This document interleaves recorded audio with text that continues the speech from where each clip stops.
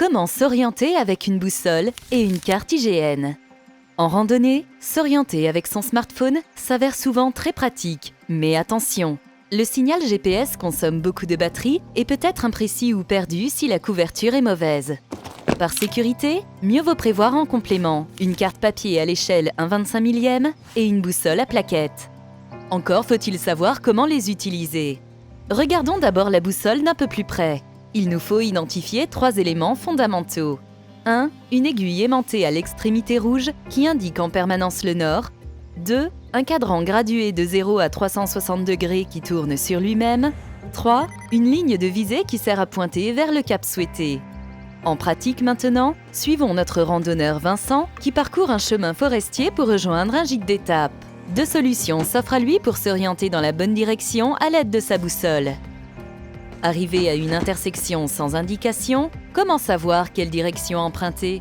C'est facile, il déplie sa carte à plat au sol pour repérer sa position en A ainsi que son point de passage en B.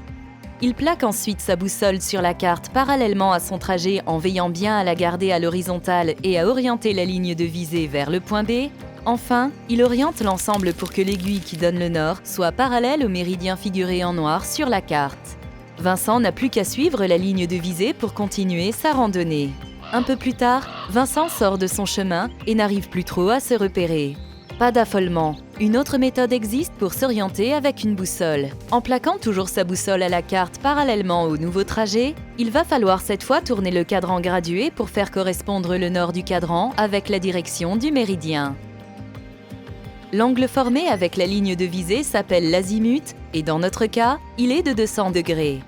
Vincent n'a plus qu'à prendre sa boussole en main en veillant bien à ne pas tourner le cadran, pivoter sur lui-même pour que le nord de la boussole indique 0 degré et enfin avancer en direction de la ligne de visée.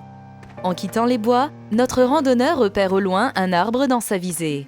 Il peut alors ranger temporairement sa boussole, marcher jusqu'à sa cible, puis renouveler l'opération par visée successive jusqu'à sa destination.